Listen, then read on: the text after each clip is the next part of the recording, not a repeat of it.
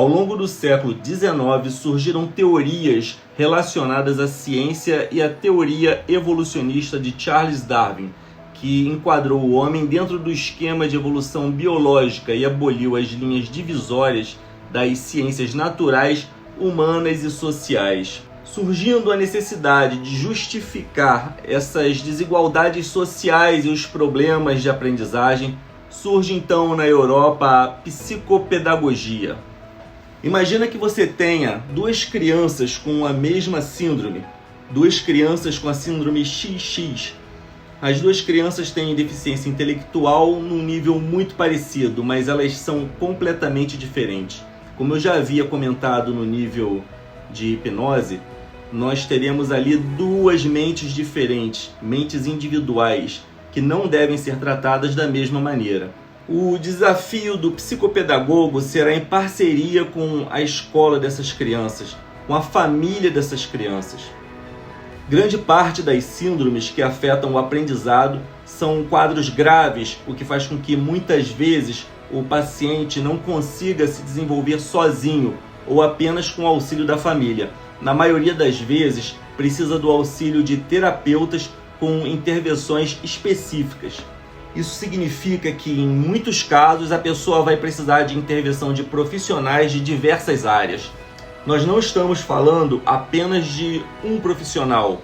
Dependendo da síndrome, da alteração que a pessoa tiver, nós estamos falando de fisioterapeuta, fonoaudiólogo, terapeuta ocupacional, psicólogo, médico que acompanha a criança, neurologista.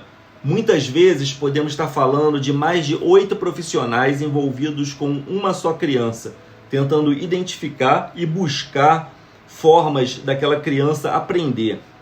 E eu paro para pensar sobre o sistema público de saúde. Se a pessoa muitas vezes já não tem acesso a um tratamento adequado em uma rede privada, como será esse tratamento numa rede pública, principalmente aqui no Brasil? A intervenção envolvendo um ou dois profissionais talvez faça com que essa criança avance a uma velocidade, por exemplo, de 20 km por hora. Talvez com uma equipe multidisciplinar essa velocidade passe para 80 km por hora. Esse é o diferencial entre um trabalho isolado, em que não há comunicação entre um ou outro profissional envolvido nesse processo, e o trabalho multidisciplinar, em que todos estão trabalhando juntos de uma forma única, avaliando a necessidade da criança, compartilhando informações. Não cabe ao fonoaudiólogo fazer o papel de psicopedagogo ou ao psicopedagogo fazer papel de fonoaudiólogo. Não cabe ao psicólogo fazer papel de médico, nem o médico fazer papel de pedagogo, por exemplo. Temos sempre que acreditar que essas pessoas, essas crianças, são capazes de aprender. Jamais desistir. E aí vem uma segunda reflexão.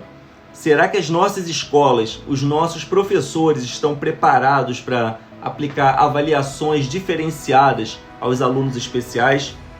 Será que essas escolas estão preparadas para lidar com esses alunos no dia a dia? O importante é que você nunca desista dessa criança, nunca desista desse ser humano.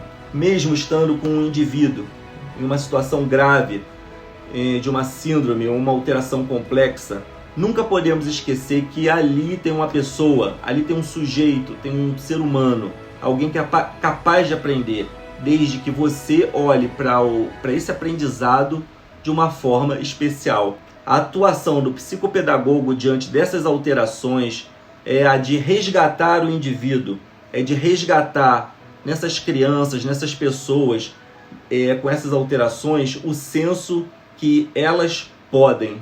Nas palavras de Letícia Butterfield, inclusão é um direito daqueles que precisam, e incluir é um dever de todos nós.